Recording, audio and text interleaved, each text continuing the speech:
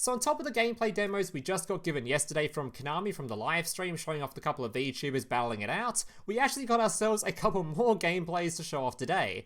These ones in my opinion are way more interesting than yesterday's gameplay because they're actually showing off some skill activation, some boss monsters actually battling it out, and just proper duels, not just a couple of people playing who never played the cards before, didn't really know what the skills did, and just overall was just some fairly crappy dueling. Whereas this is actually going to show off some really decent gameplay, showing off what the cards are doing, and more importantly, actually showing off the cards we're going to be getting. As part of the Japanese gameplay, we got ourselves a full structure deck reveal showing off all the cards we're going to be getting, and a sneak preview at a potential ban list we're going to be getting, since this card is limited to 3 for some reason, which is... it's fine, because that card is actually a very strong card, being able to change the battle positions of basically any of your opponent's monsters. I mean, if your opponent has something like a 7's Road Magician or something on the field, it takes the 3000 attack monster, makes it 1500 defense, and you can just easily beat over it, so makes sense to want to sort of limit this card. But limiting it to 3 generally means something else has to be limited to 3 to sort of match with it, because that's the whole point of the limit 3 ban list, to make it so things compete with each other. And we don't know what else is getting limited, so... a bit odd. Maybe this is just a preemptive hit for a ban list that will come later down the line in case people were wanting to invest into the structure deck. They wanted to know the card was already going to be limited before they bought it. That could be the case. Or it could be day one we're getting another ban list and there'll be some sort of limit 3 cards on there. Not sure yet. What we are sure on though is the contents of the structure deck. So let's go through it. First of all, we have your Vault Condor. I know a lot of people had a go at me yesterday for saying Vault Conductor. I think that was a cooler name anyway. But anyway, this card basically all face-up monsters on the field with the same attribute as the monster sent to the graveyard to meet the requirements. Lose attack and defense equal to level that monster sent to the graveyard times 300 until the end of the turn. So this card, you summon it, you send one card from your hand to the graveyard, and basically all of your opponent's monsters are going to lose a bunch of attack. Considering we now have a skill, that will be changing one of your opponent's monsters to being a light attribute. So makes this thing basically guaranteed. It's going to be insane on release. Then we have your Darkness Crested Hawk. If your opponent has a face-up light attribute monster on the field, so the top card of your deck to the graveyard, one face-up Wing Beast type monster on your field gains 1000 attack until the end of the turn. Again, we've got a skill that makes things light. This thing's going to be doing a lot of damage. We have your Taunt of the Windsweaver, we talked about this before, just takes one of your opponent's monsters, changes its battle position. We have your Luminous Parrot, where if your opponent has two or more face-up monsters, the attribute of one face-up monster your opponent controls becomes light. Great synergy with the other 2 cards of the deck list. And then we have your Trick Pigeon, which is a card that can add Wing Beast monsters from your graveyard back to your hand. Fairly useful for generating resources, although it does take you sending a spell and trap card to use the effects, so it does sort of help you get tribute fodder back, but not that great. It shouldn't be too bad, and you're probably going to be playing it, especially early on when there isn't a whole lot of cards. You might consider running this to get some more tribute fodder. We have your Mystic Dealer, which is a great card. Sends one spellcaster type monster from your hand to the graveyard to draw 1 card. Really good in the 7's Road deck list, which is probably what a lot of these cards are going to be paired with anyway, as you'll see even during the gameplay. We have your Giant Tortoise of Greed. When your opponent normal summons a monster, draw 2 cards. I suspect this will be seeing probably not too much play, purely because in Rush Duel you draw like 5 cards a turn anyway. It's probably better to play actually Disruptive Traps than draw traps. It's probably not going to see that much play, I imagine, unless we are really just stripped for good cards early on. And finally, the only actual other effect card in here is going to be your Darkness Approaches. Send 2 cards from your hand to the graveyard, change one face-up monster on either side of the field to face-down defense position. Not too sure about this. It's sort of an incredibly weak version of Book of Moon, and you're discarding 2 cards for it. There is a lot of lack of removal in Rush Duel currently, but if you compare this card to, let's say, this one, for example, this thing is essentially going to require 1 tribute to summon it, and it's going to be doing the same sort of effect of this, of just flipping something face down. It's not like there's any quick plays in the game yet, so it's not like your opponent's going to have some face-up monster that's going to quick play, disrupt to your field. I don't know if Rush Duel even has any quick plays in the entirety of just the card releases IRL, so I'm not sure how much we need a Book of Moon style effect, especially one that discards 2 cards to use it, so not expecting too much from this. But yeah, that's the contents of the structure deck. We know this thing's being limited, and yeah, overall seems like a pretty decent deck to get on day one. And 1 copy of this is guaranteed to be free, as revealed from the trailer over here. One of them was, somewhere it showed that 1 copy was free anyway. Alright, let's check out the actual gameplay now. So I'll sort of skim through this a little bit, as a lot of it is the animation stuff because I have it in 3D mode for some reason rather than the bird's eye, so... Is always a blast. As your future king, I promise I won't let you down. Oh my god, I'm not a huge fan of the voice lines either. Then again, I haven't seen the anime, so... I'm gonna end this quick. My turn. Alright, so your opponent starts off, I think, with just flat out setting 3, nothing too exciting there. Moving on to the opponent's turn, summoning out a couple of Dark Sorcerers. Tripping off for the Sevens Road Magician right off the bat. And as you can see, we've got both skills written out on the sides of the screen. We've got your Lightning Shift and we've got your Dragonic Resonance. We won't talk too much about these skills until they actually use them during the gameplay, because then you can actually see them in action.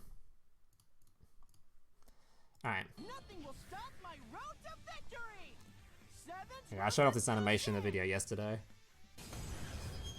Not gonna lie, I'm a little bit disappointed in the two animations because of the animations in current Duel Links were looking really good. Things like the Galaxy Eyes one, or most animations after the Galaxy Eyes release, have all been really good. And these ones were a little bit on the lackluster side, but what can you do? Alright, so he's going to buff his monster's attack by sending a card on top of the graveyard. It gains attack stats equal to different attributes in the graveyard, and then just swings into a trap card and not a whole lot happens, just beats over a whatever. Alright. Goes to the opponent's turn, he sets up a whole bunch of tribute fodder. Summons out his Gravity Press Dragon.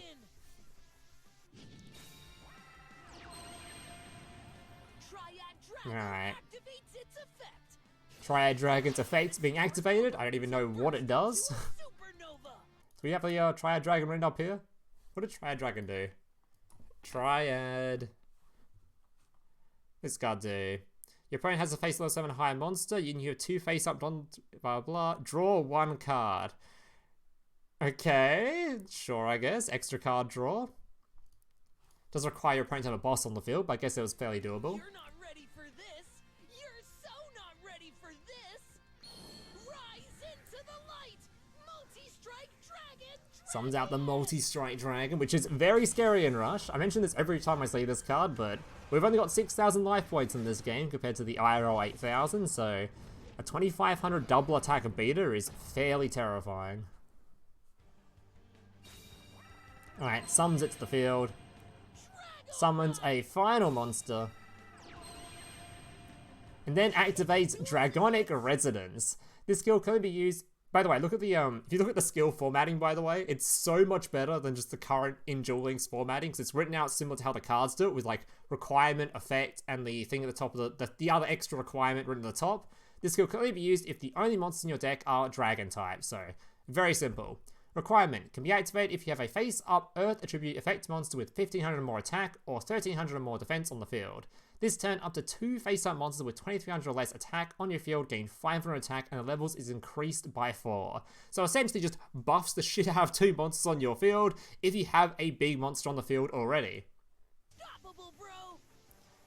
Which looks pretty impressive when you look at this guy's field. A couple of 2,000 attacks and a 2,500 attack monster on field. Double Doom. And this would be definitely looking for lethal if his opponent didn't have a trap card.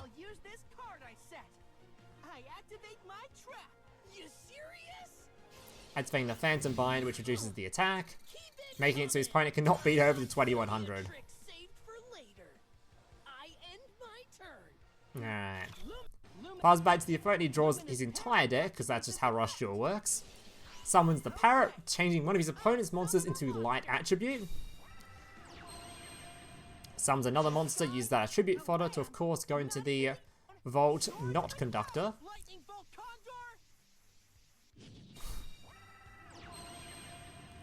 This allows him to activate his skill, which I'll read up here because this one's being covered by the bar. This skill can be used if your monsters are if the only monsters with 1,400 or more attack in your deck are Spellcaster type or Winged Beast type. Requirement can be activated during the turn you have summoned a level 7 or higher monster.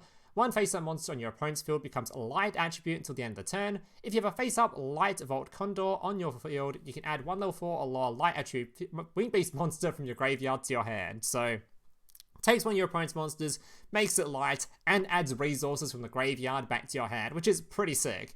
The weird thing I see about this skill though, is there's going to be a couple of skills that are built around the Seven's Row Magician monster, and this skill is built around obviously the Winged Beast monster, but it's kind of like incentivizing you to play the two together, since it's saying you can play spellcasters as well, so maybe there's actually going to be a bit of conflict as to what skill you guys want to use. Although this skill is probably going to be the go-to, just judging by how good it is, so yeah, adds back resources and makes sure one of your opponent's monsters is just going to be easily obliterated.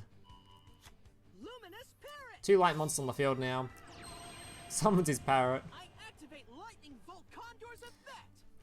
Use the condors, can discard, reducing the attack to 0 on both these monsters. And yeah, he's just beyond dead. 2200. This isn't good. Seven's Road Magician, attack! Seven's magic attack! Tried to swing. His opponent had a trap card, which was, I think it's the same thing we just saw. I activate a trap! Yeah, found Dime, reducing the attack. Still not a whole lot to work him alive though, with the 1200 still coming, and he's dead. Alright, and that just about does it for all the reveals from today. A lot of exciting stuff. I'm actually really looking forward to the structure deck, so I'm happy that it was actually got a lot more value than I thought it was going to be getting. A lot of the later structure deck we were getting in like actual Duel links that were really bad looking. This one seems pretty goddamn good, especially early on for Rush Duel. And I'm very interested to see, I'd like to see some of your guesses in the comments as to what other Limit 3 card might be competing with this, or why they'll be putting this to Limit 3. There's got to be something to go with it, otherwise they're just preemptively doing it to make sure you guys, when you buy your structure decks, know you're buying something that's going to be getting a Limit 3, maybe trying to stop the community having a bit of backlash towards them or something. Either way, hope you guys enjoyed this video. Didn't remember to leave a like, subscribe. Obviously, when Rush Duel releases, I have a whole bunch of content planned around it. So yeah, make sure to like, subscribe for all those videos. Hope to see you in the next one. Laters.